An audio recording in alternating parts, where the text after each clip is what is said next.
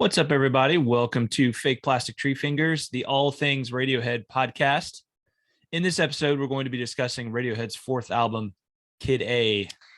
Kid A. It is number 4, and it is a very interesting album.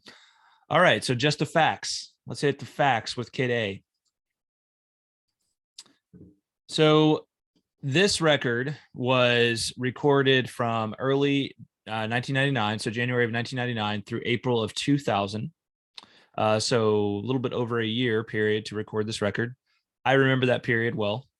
And it was released on the 2nd of October, 2000. It was their second full collaboration with Nigel Godrich at the helm. And so, really this carried forth with OK Computer, which had been kind of a smashing critical success. And they were like, let's keep working with Nigel.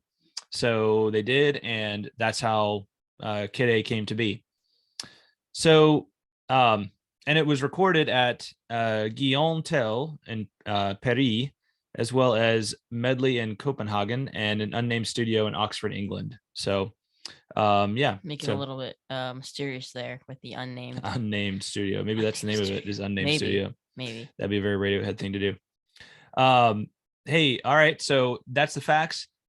Before we dive into the rest, hit that like button, drop us a comment below, say what's up, maybe tell us your favorite track on this album, and hit that subscribe button for this channel. Right, help us out, subscribe to this channel. All right, so let's talk kind of personal background, personal memories with this record. So for me, we talked, Brannick, we talked on the last episode about how OK Computer was this incredible turning point in my musical journey, if you will, right? Mm-hmm. Yeah. My journey as a music fan. That record still means a great deal to me. One of my top albums of all time. So suffice to say, I was like the 3 years between the release of, really 3.5 years between the release of OK Computer and the release of Kid A was like an eternity for me. It was, which is crazy to think about now because it's like Radiohead like takes like 5 or 6 years between albums now. But it was like, what is taking these guys so long, right? Mm-hmm. One of the other really interesting things about this period of time was it was right as the internet was starting to become more of a normal thing, and people were starting to like really experiment a lot with how it could be used in ways that nobody had ever thought of before, right? So like when OK Computer, like in high school, was really where the internet started to become a thing for me, right? Like mid 90s was where it really started to become a thing. And then by the late 90s, it was a much, it was like, wow, you can find like, these things called MP3s, and they're like, ways that you can listen to this music that, you couldn't otherwise find. So, there was just, it was a really fun and interesting time to be a music fan, especially as you were trying to get more information on like new records coming out from your favorite bands. Mm-hmm. And so one of the things that happened during this period was that Ed O'Brien was basically writing this what at the time nobody called it this at the time, but he was basically writing a blog about their recording experience. And so he would talk about all these, he would like name songs, right, that you'd never heard before. And now like they're just songs we all, songs we know as Radiohead fans. Mm-hmm. But he would name certain songs and and like kind of describe how they sound, but just in words. And that, that'll be a fun one. Like at some point we need to like do a bonus episode on Ed's diary and like looking back at that. Mm-hmm. But that'll be interesting. It really is. And but it was just a way to like increase excitement. It was like, oh my gosh, I wonder what this song like this song called Optimistic is all is all about. Like they keep on talking a lot about this one. There was also a lot of songs that we had like kind of grainy MP3s like live versions of, which so they weren't studio versions, but we'd like heard live versions of songs. Like, so for example, How to Disappear Completely, it was actually originally called How to Disappear Completely and Never Be Found. Motion picture soundtrack both of those songs were known songs, right? They were songs that everybody expected to be on Radiohead's next album, and so I was really looking forward to those. There was a whole bunch of others, right? Meeting People is Easy in that film, right? It came out after OK Computer. Well, you know, it's kind of like a movie about their tour for OK Computer, and so there were all these songs that you're like, oh man, I really hope this song and that song, like, you know, True Love Waits, Lift, Big Boots, I Promise, um, Follow You Around. Follow Me Around. And I, you know, there's definitely several others I could name, like if I go back and did the research, but there's just a huge list of songs that everybody was like, oh man, I totally hope this song is on that next album. Whatever, you know, who knows what it's going to be called. And then, so like, I remember the anticipation of this album more than anything else. But then I remember that record hitting, and, you know, I think I was just kind of like, what is this? Really? Like, I was like, OK Computer was a pretty weird record, you know? Yeah. And in the grand scheme, it was pretty weird leap to go from the Bends to OK Computer. Yeah, and OK Computer, you know, it was weird, but it still had that sort of like you know, alt rock feel that the Bends had. Yeah, it was still very much a rock record. Yeah. Right. Yeah. And this one, that's a great point. And this one it was just like, oh my gosh. And, you know, I remember listening to it and like getting to Kid A, and like, you know, and you know, everything in its right place is weird enough. And then you get to Kid A and you're just like, huh? Huh? Yeah. You know, you listen to How to Disappear Completely, and that one was actually like pretty straightforward. Like it kind of sounded like you thought it would sound. And then I remember getting the Motion Picture Soundtrack, which was like one of my favorite bootlegs of theirs, right? And I was just like, oh man, this song is going to be like the most amazing album closer of all time. And you get to it, and it's like, what is this some kind of a joke? Like, I just remember listening to this record the first time and just being like, is this some kind of a joke? Radiohead puts out their first joke record. Yeah. It was the craziest thing. I think that's how a lot of people reacted to this record initially. But yeah, we'll talk more about like my current evaluation of it after we talk about the tracks. But what was it like for the first time you heard this record? Yeah, well, I mean, I don't really remember my first listen, you know, all too well. I just remember, you know, hearing it when I was going through their discography the first time, and it was kind of weird for me at first after hearing like, you know, the Bends and OK Computer, and being like, what is this? You know, this doesn't sound anything like the past 3 records, but you know, I definitely did enjoy it. I don't think as much as, you know, the Bends or OK Computer when I first listened to it, but I mean, I do remember enjoying it. Yeah. Yeah. Had you listened to a fair share of like weirder music when you first listened to Kid A? I mean, honestly, the most like electronic music I'd ever listened to by that point was probably around like M83, which isn't even that. That's pretty poppy. Yeah.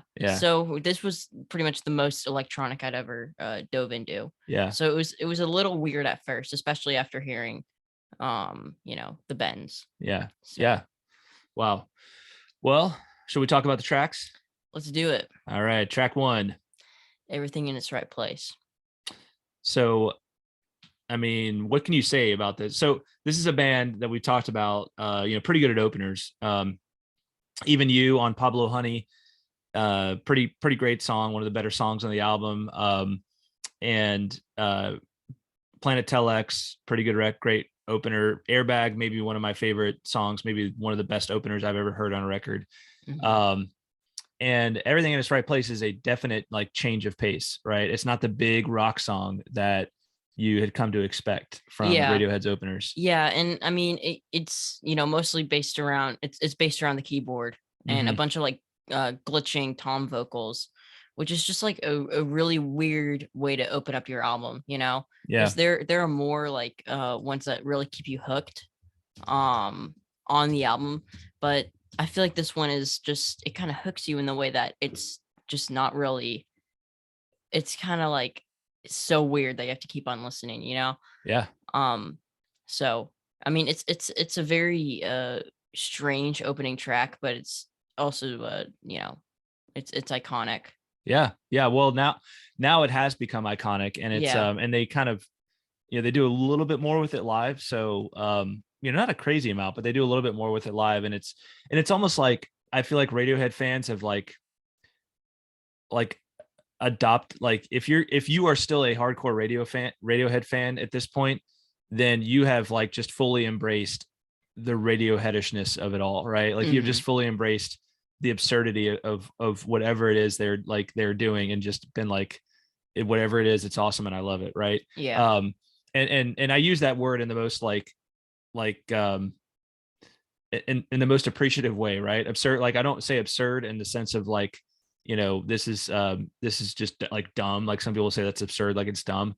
No, I use absurd in like kind of the highest philosophical sense, right? It's just like, Yeah. how do you even make sense of this? Yeah. It's sort of the brilliance of it is like, it's this humongous puzzle, right? Yeah. So like even like the lyrics, I mean, it's just like he starts off and he's like, kid A, kid A, kid A, Yeah. it's just like, what is that, what's even going on? And it's just, I mean, yesterday I woke up sucking a lemon, right? Like, Hmm.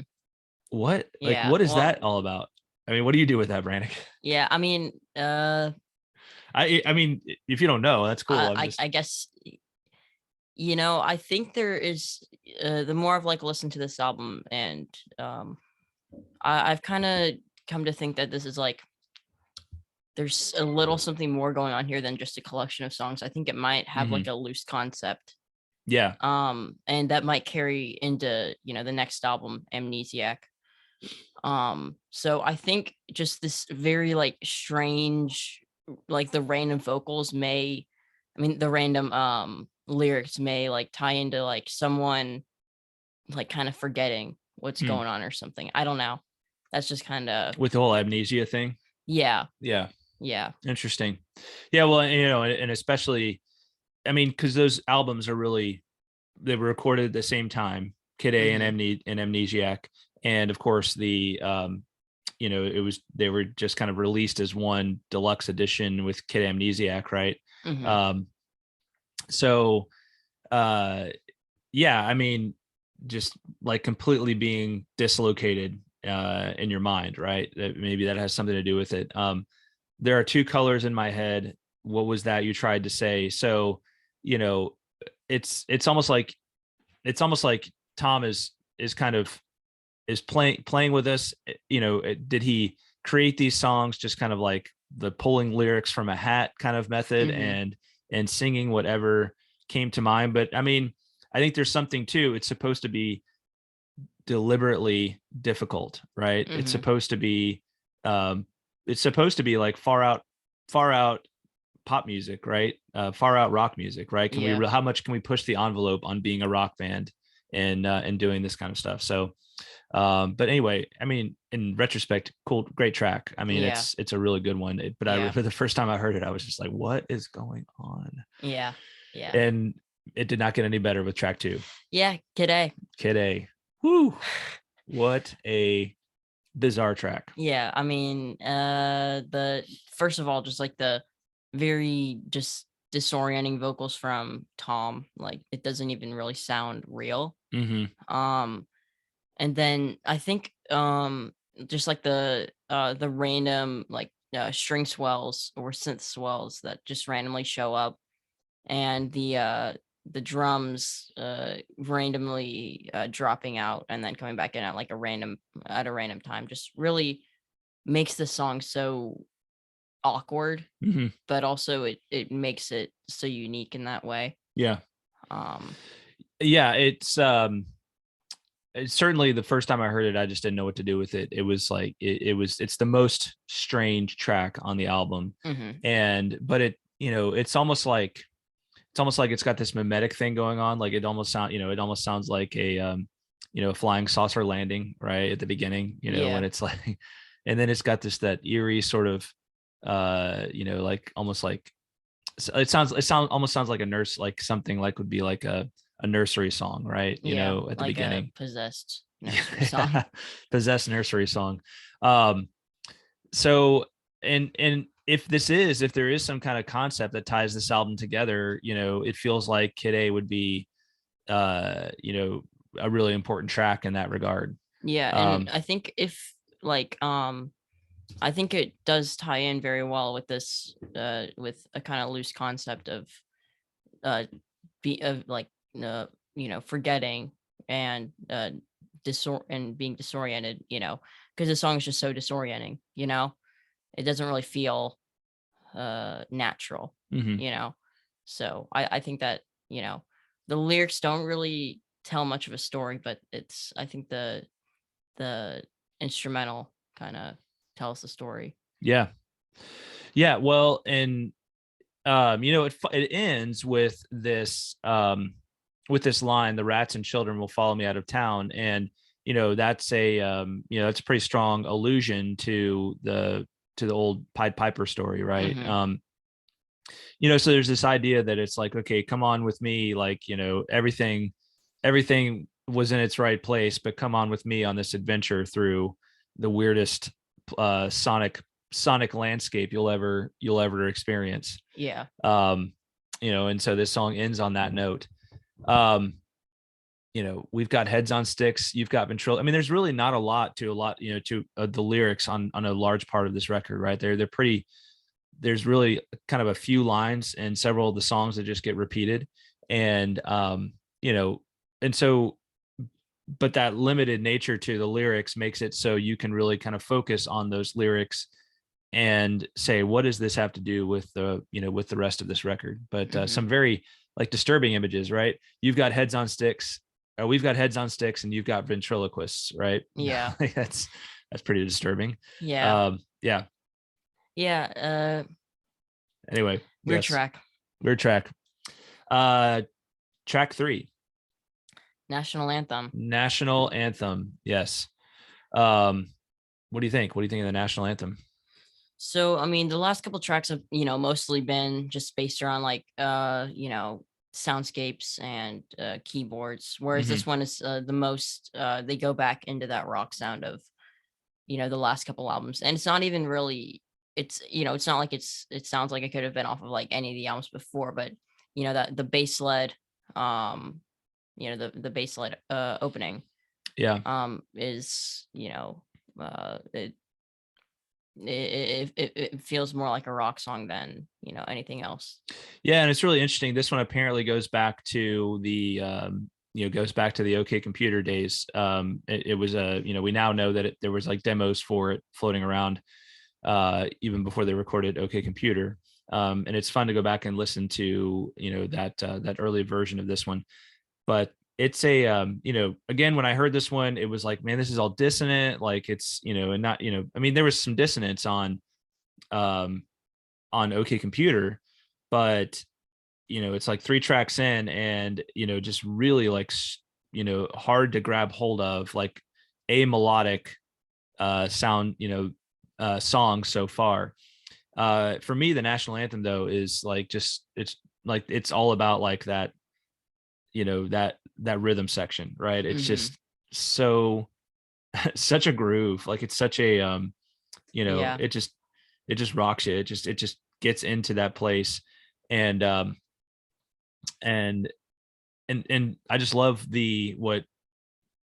they use that kind of underpinning of the solid rhythm section to just create this like really strange soundscape. All of the weird ambience and everything. Yeah. And the then horns. and then they come in with the horns right in the middle of the song.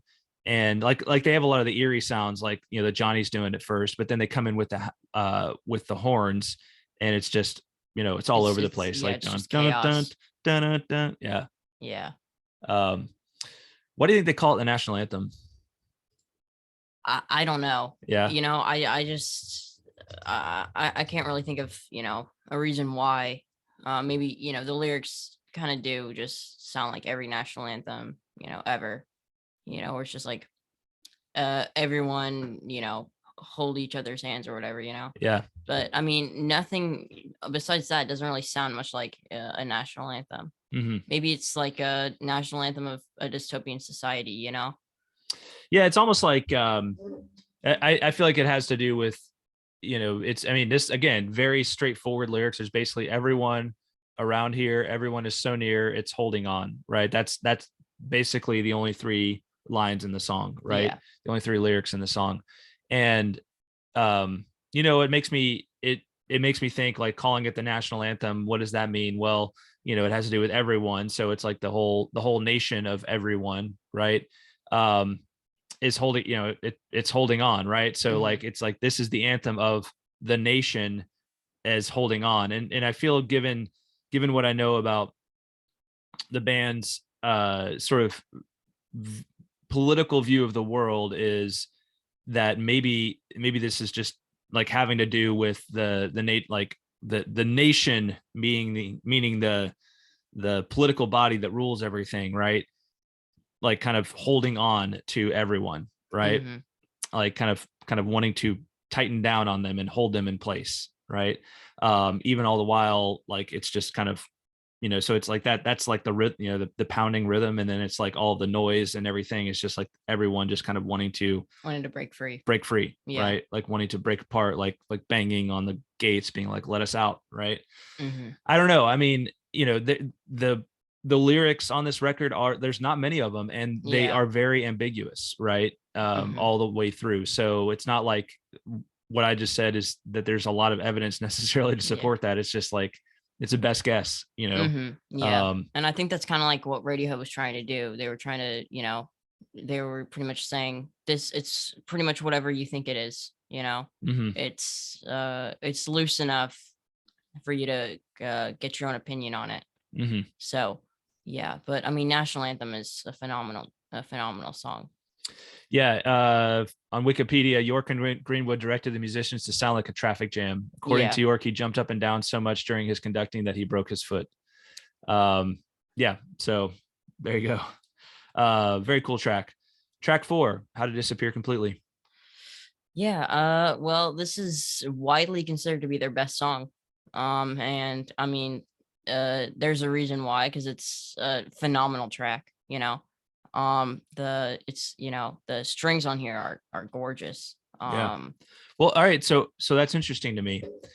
I didn't know anybody had ever called it their best song. So where do you get that? I'm just interested where you get that from. I'm not taking issue with that. I'm just saying, where did you get that from? A lot of times when I hear people talk about, like Radiohead, music critics are just fans. I feel like a lot of them say, this is, I think, How to Disappear Completely is one of their, greatest achievements as a band. Yeah. And even, the band, like Tom York said that if you want to be remembered by one song, it would be How to Disappear Completely. So interesting. Yeah. I mean, it's definitely a good one. I don't know that I would have ever put it in like their top 10 for me personally. And it's interesting because, again, so one thing I remember about this song, there was this, again, this is like late 90s, was just like it, you could go on, you're going on, like, trying to find info about your favorite band's new record that they're supposedly recording right now that hasn't come out yet. And you're trying to find every little snippet of like low quality audio that you can from bootlegs and live performances. And one of the things with this one was that everybody was saying they're going to turn it into this, like, 12-minute epic. And that they were, and the other thing that I remember was that they were going to do a collaboration with Godspeed You Black Emperor. Have you ever heard Godspeed You Black Emperor? I haven't listened to them, but I know who they are. Yeah. So Godspeed You Black Emperor does it's kind of a shame it didn't happen, because it would have been kind of a cool collaboration. It would have been really cool. Yeah. They do like they have a very bleak outlook on the world, and I think they had turned up their nose to the idea of working with, I don't know if it actually was ever something that was going to happen or what, but but yeah, so when I heard this song for the first time, the recorded version on the album, I was pretty excited to hear it. And I just remember being kind of like, it's good. It didn't blow me away like I hoped it would. But I guess I learned something at that point that like I don't want to hear early versions of a band song anymore, because I feel like that kind of ruins that song for, or if I may want to listen to it once, right? But I actually have learned, like, be careful about like just going and listening to everything that a band has ever recorded before their new album comes out, right? Because then it kind of sets an expectation of what it could sound like. As tempting as it can be to go find all the rumors, but I mean, overall, it is a fantastic song. I really love the arrangement, what they do, especially like what's happening at the end. I love kind of the way it sort of floats along, and I feel like it's a real palate cleanser after the first three tracks that just seem so chaotic and they feel completely like inorganic, right? They just feel kind of just not real. Yeah, they feel like machine, robotic, electronic, like they're just lots of effects and manipulation, and that stuff isn't How to Disappear completely, but it's much more of just down. Like a just a slow, like, strum song, just a really like beautiful, mournful, like very organic. Like it feels much more organic than the first three songs on the record to me. So yeah, definitely, it's definitely more organic with the mostly based around acoustic guitar and those and the strings. So yeah, I mean, it's a gorgeous track for sure. All right, Treefingers. Yes, what do you think of Treefingers, Brannick? So I mean, I feel like this one is also kind of falls in the more organic side of the album, even though it is just an it's a soundscape pretty much.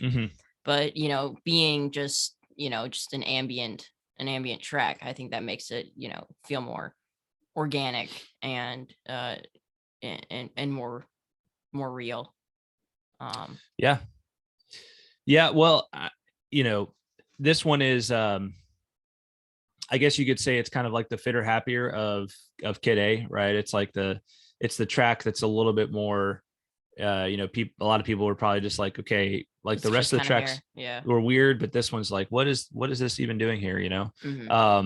It's not really even a song, right? And so, for me, it was probably my first exposure to, even though I didn't know what this was at the time, it was probably my first exposure to ambient music, right?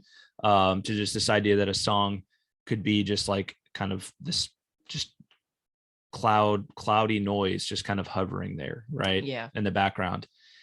And honestly, like it's still one of my favorite ambient tracks to this day. Like it is just a beautiful, like, soothing soundscape to me. In fact, a couple of years ago when they came out with the like extended version of Treefingers, when I heard they were putting that out, I was like, oh yes, I am fully on board with 1 hour of Treefingers, right? I could totally get into that. So it was a little disappointing when it wound up only being like a minute longer. Right? Yeah, I know. It's like, oh, really? Okay. Well, I was kind of hoping y'all would couldn't you just like put it on loop and sell it that way? Yeah. But I mean, I'd sign up for 2 hours of Treefingers. For crying out loud. But yeah, it's just a beautiful little ambient piece of music, and it opened the door for me to so much more. I listen to a lot of ambient music now, and it opened the door for me to a lot of that. So yeah, what do you make of that title, Treefingers? Well, I guess maybe it's just, I feel like the song just kind of grows a little bit as it goes on. So maybe it's like the Treefingers are growing. I don't know. That's kind of, it's like the slow growth of the tree, right? The slow, you can't really see it imperceptibly, but once you arrive, like, you go to sleep, from one season to the next, it definitely grows, right? And it's kind of like, you do arrive you go from point A to point B on this song, and you do arrive somewhere, even though it's like you don't really sense a lot of change along the way. It's just kind of the noise in the background. Yeah. So but I think I love that title. I do think it's a really cool, it's really cool song title too. Yeah. All right, track 6. Hey, before we hit the second half of the album, hit that like button. If you're watching at this point, you like this. if you watching at this point, let us know. Hey, let us know your thoughts on what we've talked about with the songs so far. If there's some cool fact that we didn't mention associated with one of these tracks, let us know. Drop a comment below and hit that subscribe button. All right, track 6, Optimistic. Well, it's not very optimistic. Yes. Not optimistic at all. Yeah, I mean, it's just it's probably the heaviest song on the album so far. And it's also one that actually features more lyrics than just a couple lines repeated. Yeah. But I mean, yeah, I mean, it's a pretty fine track. I mean, it's probably the worst so far, but it's still a pretty all right track. It's really interesting because this one was probably the most anticipated, because Ed talked this one up a whole lot. And it was like, and I think, you hear it initially and you're like, oh great, finally, like a rock song, right? You're like, all right, here, Radiohead's time to rock again. So you're like, maybe the second half of the record is just gonna be like the rock half of the album, you know? And so you hear this and I think initially like people really liked it, but even then it's like, I honestly think it's probably between this and In Limbo, the next track, it's probably like my least favorite track on the album. Yeah, I think I say the same thing. It's almost kind of like, okay, they were like, okay, you think you want us to rock, so we'll do a rock song here, but it's actually not as interesting as the rest of the record. Yeah, and it also just kind of feels incomplete, like they never, fully finished it. Yeah, I would agree with that, right? And it also, something about the production on it has always felt a little off to me, or the arrangement or something. And I've never been able to put my finger onto it. But yeah, it just falls a little flat, surprisingly. Yeah, it's an interesting track, but I feel like it doesn't, go much farther than it did at the beginning. It just kind of stays in that lane and doesn't really change much, which is kind of disappointing, especially since it's one of the longest songs on the record. Yeah. So yeah. Anyway, like it's so interesting to me that this was the song, that was like, this was the big rock song, and in retrospect, I feel like it's kind of a throwaway for a lot of Radiohead fans, including myself. It's really nothing. It's like I wouldn't even get into my like upper half of my rankings of Radiohead songs. So anyway. Yeah. Well, I'm just gonna mention this real quickly. I think it's a really interesting line. I think in the second verse it is where he says living on Animal Farm, which kind of is an interesting, reference to the book, because it kind of sounds like it kind of adds to the idea that this is, dystopian society, with a very, animal farmish government, Yeah. And then also the last lines in the song, the dinosaurs are roaming the earth. It's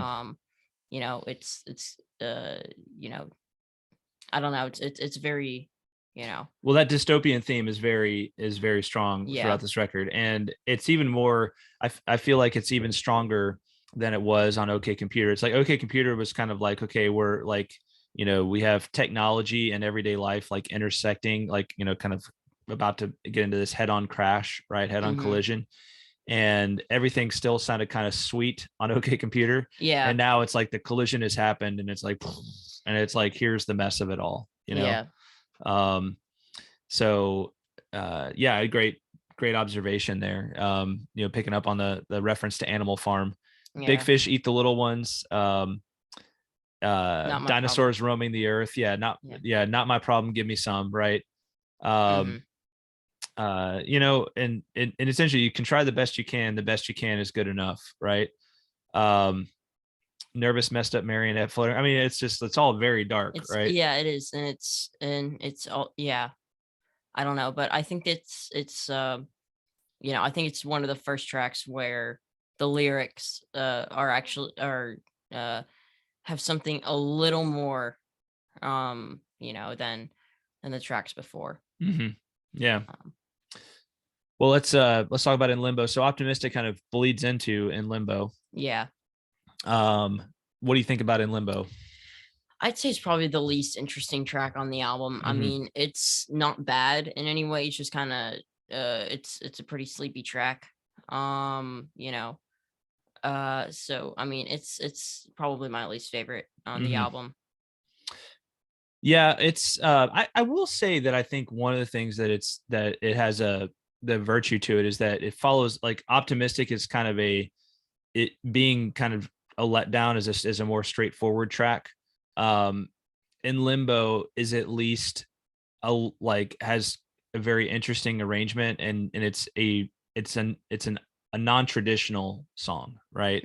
Hmm. It's the structure is very interesting. And lyrically it's got some interesting stuff going on, right? I mean, Lindy, Fastnet, Irish Sea, I got a message I can't read, another message I can't read. um so living in a fantasy world, so there's just, there's some interesting instrumentation going on this one, which makes it feel more at home on Kid A than I really think Optimistic Yeah, ultimately feels. I think Optimistic maybe could have fit better on Amnesiac. Um, Yeah, maybe. um, but I just realized something while looking at the lyrics right here. There's that line where he says, "Trapdoors that open, I spiral down," which is I think really interesting because it's a, foreshadowing to, you know um pull revolving doors, where the Yeah, last line is, "There are trapdoors that never let you out." yeah. Um, so I think that is a pretty interesting thing to show that these two albums do tie into each other in the concept. Um, but Well, and it it the big thing here, I think the lyric that stands out most to me is you're living in a fantasy world, right? yeah, You're living in a fantasy world, this beautiful world. Um, it's a when I think back to this is coming like Optimistic kind of transforms into this song, right? hmm, Um, in the way they combine the two tracks. It's interesting to think about like the completely bleak landscape that they describe, that Optimistic describes, and then saying like you're living in a, like you're living in a fantasy world. um like almost like what's the fantasy world? It's not, yeah, you're not saying it's the bleak landscape, you're saying that the world that seems beautiful is like a fantasy hmm, compared to uh you know compared to the reality of what you were describing in Optimistic, right? yeah, um I'm interested, I'm intrigued to see what Lundy Fastnet, what that's all about. Lundy Fastnet and Irish Sea Pilot, the Bristol Channel paperback. Looks like it has something to do with shipping here, yeah. Which makes sense because he mentions in the song that he's lost at sea. right? Being lost at sea. Yeah, The Bristol Channel. What is the Bristol Channel? Doing a little a on the little fly research. research. That's right. Bristol Channel. See, we're right here smack in the middle of the US, so we don't, Yeah, we don't really know anything. we don't know much about the old United Kingdom and the British Isles. Yeah, But it looks like Bristol Channel. Let me see if I can get a bigger picture of it. So yeah, Bristol Channel looks like it is that part of Wales? I believe that's part of it Wales. looks like it. Yeah, but Yeah, it's on the western shore, uh like kind of southwestern um shore of Britain, right? The Isle of Britain. Let's see here. Yeah, there we go. yeah. So it's right next Yeah, to it's just Wales. it's like on the south. It's the south side of Wales down Yeah, there. Interesting. Okay. yeah. And then this would be the Irish Sea out here. Okay. Hmm. Got it. So now we're all oriented. Yeah, So it's like I feel like I've heard Tom say this one had to do with like kind of a dream where he felt like he was like lost at sea in the Irish, like in the Irish Sea. mm, That's what I seem to remember about this one. So anyway, yeah, it does have a little bit of a dream, like, living in a yeah, fantasy world does have a little bit of a dream feel to it, a dreamy feel to it. Wouldn't yeah. you agree? Yeah, I would. And I think this might be where sort of like where the album begins to tie in with Amnesiac, Hmm. with the trapdoors that open and I slide down. Um uh Especially since the song kind of feels like, uh especially with lines like, I'm lost at sea, kind of is like I'm forgetting. And then so yeah, I think It's probably my least favorite track on the album, but I think it's a very important lyrical song. Yeah, Yeah. good stuff. All right, track 8, Idioteque. Idioteque. Well, this is kind of where they this is the most dystopian song that they've had so far, at least lyrically. And it is spectacular. Yeah. Yeah, I mean the glitched out drums, the the synths and all the other just random sound effects just sound so amazing. Um and yeah, it's so it's very eerie. You know, and it is, the lyrics are very give off the very dystopian feel with Yeah, ice age coming, who's in a bunker, women and children first, so yeah, I mean this is a great song. for sure. It's definitely one of the best tracks on the album. It was, you get to this one, and again, I wasn't like, I was just completely a rock guy when I was, when this record came out. So it was a little bit like, okay, like this is cool. I'm not really sure I'm too into this, but over time it's undeniable that it's just a really really cool song. Yeah. And I don't know how much you've read on the background of this track, but just Isn't it? It's the melody is, or at least the synths are from like an old electronic song, right? yeah, that's right. Yeah. So he basically, so they sampled this piece by a piece of computer music by Paul Lansky, and it was Mild und Leise in 19 that he wrote, that Paul Lansky wrote in 1973 at Princeton University. So it's one of the earliest like electronic pieces of electronic music. So and so Paul Lansky has part of the song credits on this one, along with Arthur Krieger. But this one is it's a lyrical tour de force, and it just hits hard. I think it's almost, Yeah. I really feel like it's in certain ways it's like the climax of the entire record, right? It's Yeah. like it's like everything sort of comes together, all of the different themes come together in this one, and it's like it just feels like the purest expression of like what's going on in Tom's mind and soul Yeah. at any given time. Yeah, I I guess mean you could say. it brings back the repeated lyrics. There's more lyrics in the song, but a lot of them are repeated. It brings back the dystopian theme, and just it's yeah. I mean uh it's amazing. So Yeah, and um, I, the lyric that stands out to me the most is, "We're not scaremongering. This is really happening," right?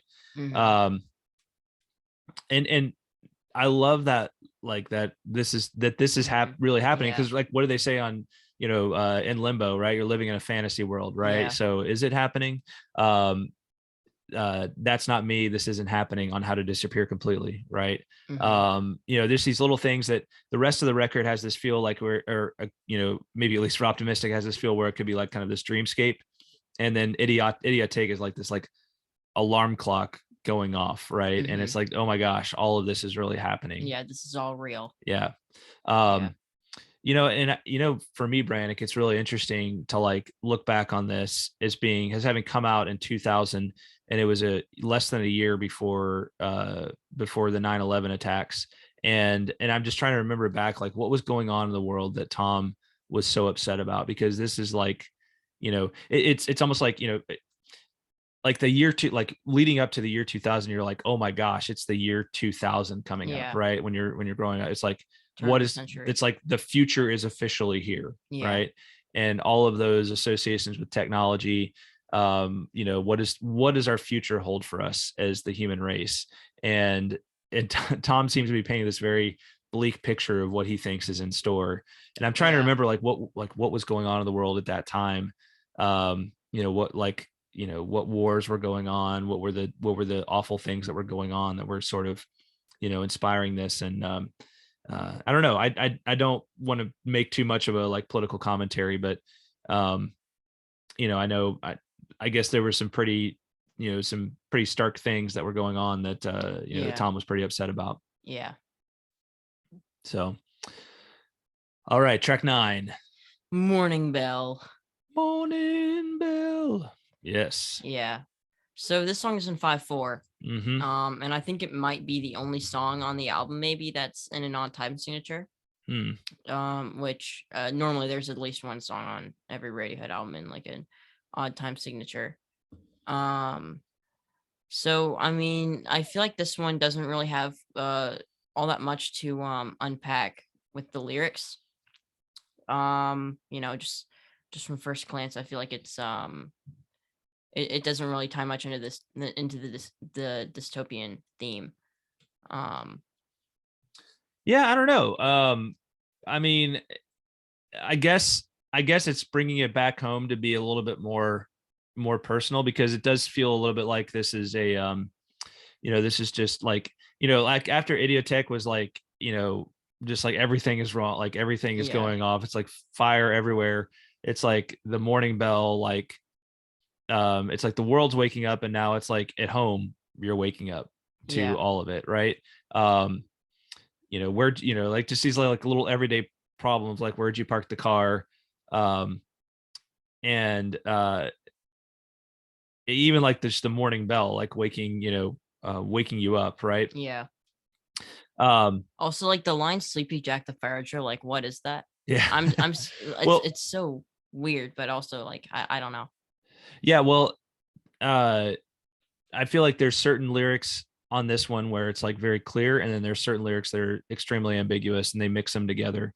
And I think there's a lot of really interesting theories on this song, that I've heard, and like it almost, to me, there's almost like this sense of like there's like a haunting going on at the in this house. Yeah. And he's getting haunted by Sleepy Jack. Well, you have this really disturbing thing in the middle, like in the bridge, cut the kids in half, right? Yeah. Like, that's a little, that escalated quickly, right? If like, where'd you park the car, and wherever this Sleepy Jack the fire drill, and then it's cut the kids in half. So that's a little that's a little scary right there. Yeah. The lights are on, but nobody's home, right? Yeah. Everybody wants to be a friend. So I this is another one where it's more ambiguous than it gives you much to nail down.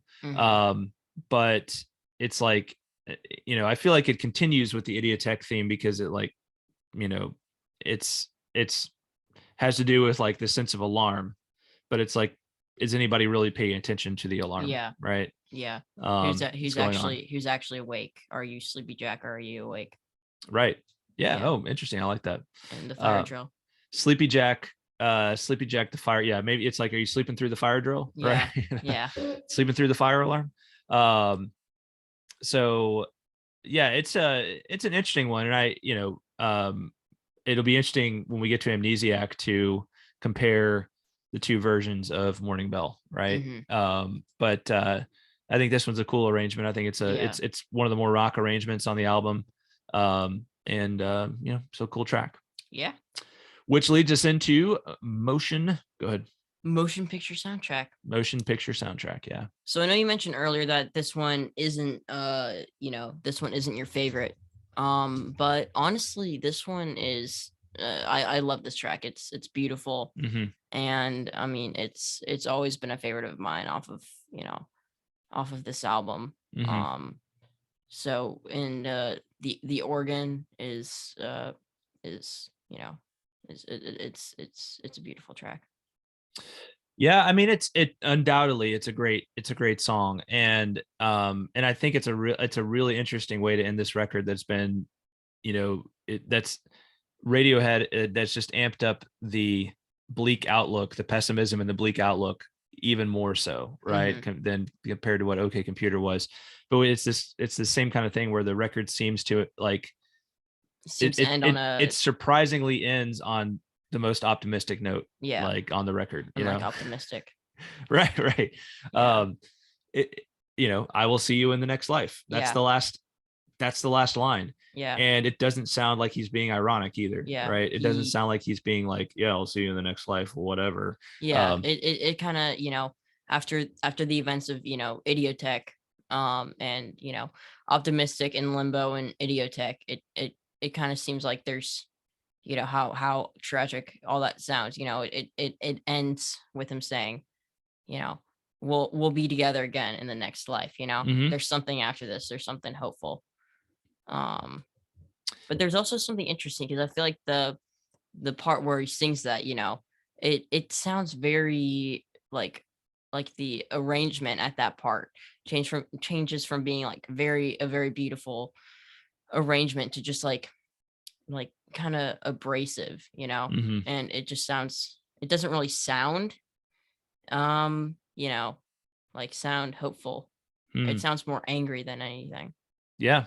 um You saying that last line sounds angry. well, no, just like the organ at that part, it kind of sounds angry, Oh, you know yeah. It's kind of an interesting little chord progression there as he yeah. sings that part, for sure. But yeah, I mean, it is a great song. It's just for me the arrangement. I had heard this song in a like it's really grainy like radio performance from several years back, and it was obviously written in a when like in an earlier era of Radiohead.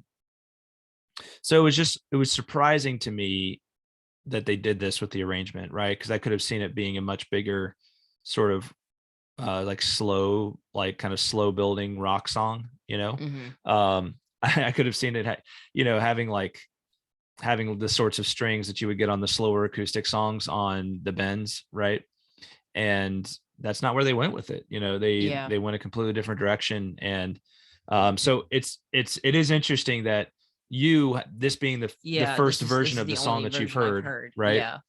That you were like, oh, this is really awesome. And then Yeah. I'm like, wow, why did they do it this way? Right. Yeah. And I feel like it's kind of the same way as, some of the other songs that they've done, like as they release these, 20th anniversary editions, like, Follow Me Around. Mhm. I know you were really disappointed with that, with that rendition, but I actually enjoyed it a lot to the point where it's probably my favorite, favorite thing they threw on there, Oh, you wow. know? That's cool. Yeah.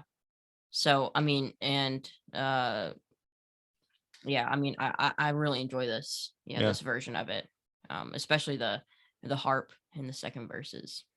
Beautiful. Yeah, I mean, it's interesting how the different things we've heard before can affect the way we experience that we experience music, right? Hmm. Uh in in certain contexts. So and then we do need to mention that there is this little hidden snippet right after a Yeah. motion picture soundtrack, right? And it's not much. I mean, it's just a little sort of bit of ambient noise. But Yeah. what do you make of that? The hidden track.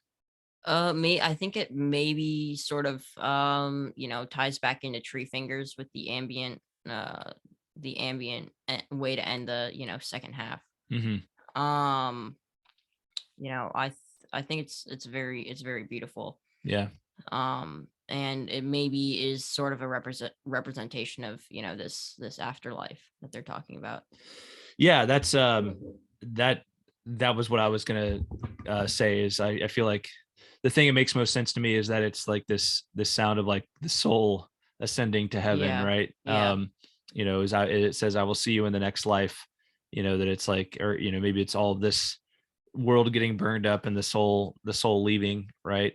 Hmm. So it's again, it's not much, but it's a little something, and it's on there, right? it's Yeah. it's the And it's last there part of for the a record. reason. Yeah. Yeah. Yeah.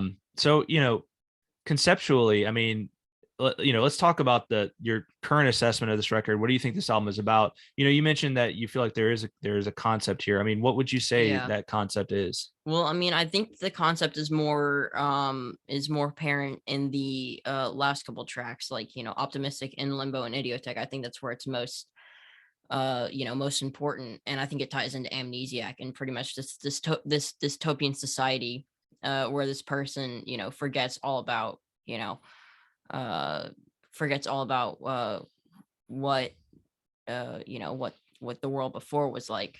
um Hmm. Especially with the line, in Limbo about the trap doors, tying that into plural revolving doors. So, I mean, I think that's kind of like the concept of the album. And as for my current assessment of this album, I mean, it's one of my favorite albums by them. I mean, I know I sounded more excited talking about OK Computer than on this one, but honestly, I love this album more than OK Computer.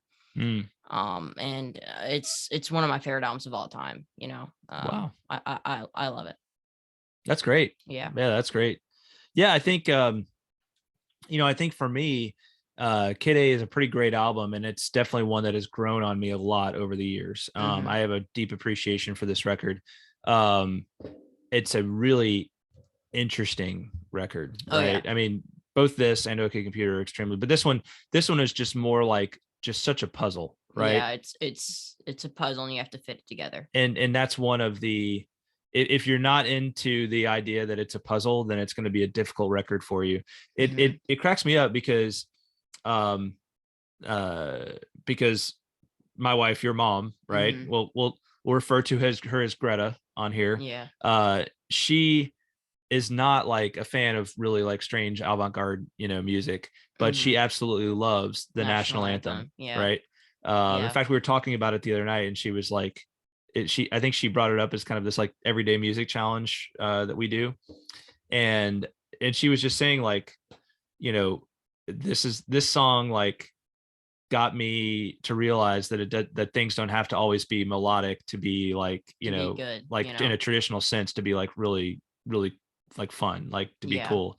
And I think there's some truth to that record, right? Like it's fun to look back on this on Kid A also, is not just being this like 10-song think piece, but it's like some of the songs are really awesome, right? Like Yeah. they're like really cool live songs. National Yeah. Anthem, Everything in Its Right Place, Idioteque. Honestly, like I, the next opportunity I have to see them, I really hope they play Kid A, because I just think it's like, I think it's such a, I've heard them do live versions of it, and it's always such an exciting thing when they do Kid A live, because you're just like, whoa, they're gonna do Kid A live. And at this point, as Radiohead fans, if you're still there as a Radiohead fan, you have embraced just all of this stuff is just this like glorious absurdity. Yeah. And I mean, to be honest, Kid A, the song is one of my favorite tracks off this album. I mean, it's so weird, but it's also so amazing, and I'd love to hear them play it in concert. Yeah. But then again, my list is like every single song. So. Yeah. Well, I'd prefer a 12-hour Radiohead concert. Thank you very much. All right. So hit us up. Tell us your comment of your current assessment of this record. Like, what do you think of Kid A? Is Kid A, are you thumbs up or thumbs down on Kid A? We would love to know. Yeah. And has that changed over time? So Brannick, what's your favorite song? Yeah, well, I mean, it's so hard because this actually has two of my favorite songs ever on here, Idioteque and Motion Picture Soundtrack. And really it kind of changes which one I prefer more. It really just depends on how I'm feeling. So I think I'd probably go with Idioteque over Motion Picture Soundtrack, but I mean, it really changes day to day. Yeah. Cool. So Idioteque. Got it. What about you? I'm gonna go with the National Anthem. Yeah, I think National Anthem is the best track on here for me. It's just such a after those first two songs are just weird, and they're not really even like rock songs. It's finally like the National Anthem isn't quite the Radiohead rock you're used to, but it's just it's the good groove. It's such a great groove, and it's just so, I love the way it builds. Like I'm a sucker for a song with a long intro, right? With that really builds, that really uses the intro to great effect. So National Anthem it is for me. Yeah. All right. So what's your favorite track on Kid A? We'd love for you to comment below, tell us. And before you forget, if you are at this point and you still haven't liked this video, if you still haven't subscribed to this channel, it's time to do it, right? Yeah, come on. Time to do it. What are you waiting for? There you go. You've done it now. We're proud of you. Yeah. All right. That's all for this episode of Fake Plastic Treefingers. On the next episode, we'll be talking about Amnesiac. All right. Looking forward to it, and we will talk at you next time, everybody. Bye-bye. Bye.